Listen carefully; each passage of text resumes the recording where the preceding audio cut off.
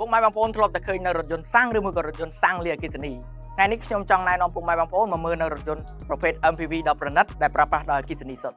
អ្វីដែលគួរឲ្យចាប់អារម្មណ៍អំពីរថយន្ត Voya Dream នោះគឺទី1សមត្ថភាពអគ្គិសនីខ្ពស់និងល្បឿនដ៏អស្ចារ្យរថយន្តនេះមានម៉ូទ័រអគ្គិសនីចំនួន2ដែលបង្កើតបានថាមពល429 horsepower និង620 Newton m ការបើកបរពី0ទៅដល់100គីឡូម៉ែត្រចាយពេលត្រឹមតែ 5.8 វិនាទីតែប៉ុណ្ណោះគឺអស្ចារ្យមែនទែនសម្រាប់រថយន្ត MPV ខ្នាតធំមួយនេះរថយន្តនេះបានបំពាក់មកជាមួយនឹងកញ្ចប់អាគុយ 108.7 គីឡូវ៉ាត់ដែលយើងសាកថ្មមកពេញអាចប្រើបានរហូតដល់ 650 គីឡូម៉ែត្រសម្រាប់បច្ចេកវិទ្យាសាកថ្មល្បឿនលឿន DC ពី 30% ទៅ 80% ចាយពេលត្រឹមតែ 25 ទៅ 30 នាទីតែប៉ុណ្ណោះសម្រាប់រថយន្តមួយគ្រឿងនេះចូលមកដល់ផ្នែកខាងក្រោយវិញសម្រាប់ស្តុបរថយន្តនេះគឺបាន design មកបែបត្បូងពេជ្ររចនាមកស្អាតខ្លាំងមែនទែនហើយបន្ថែមមកជាមួយនឹង logo Voya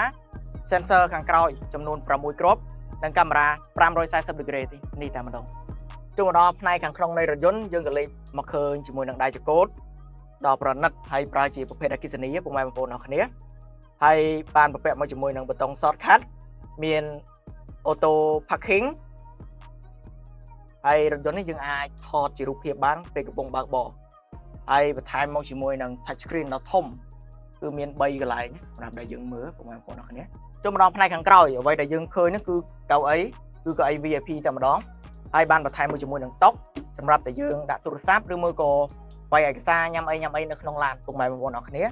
ហើយបានបន្ថែមមួយជាមួយនឹងប្រអប់សម្រាប់ដាក់អវ៉ាន់ហើយប៊ូតុងមួយនេះគឺយើងអាចបញ្ជាមុខងារផ្សេងៗនៅក្នុងរថយន្តនេះតែម្ដងបានដូចជាម៉ាស្សាក្តៅត្រជាក់ហើយនឹង set ឲ្យយើងគេងនៅក្នុងរថយន្តនេះទំនើបខ្លាំងបាទពុកម៉ែបងប្អូនយល់យ៉ាងណាដែរចំពោះរថយន្ត MPV ដ៏ប្រណិតមួយនេះដែលប្រើប្រាស់នៅអគ្គិសនីសុទ្ធជាចុងក្រោយខ្ញុំបាទវណ្ណាត់សូមអរគុណនិងសូមជម្រាបលា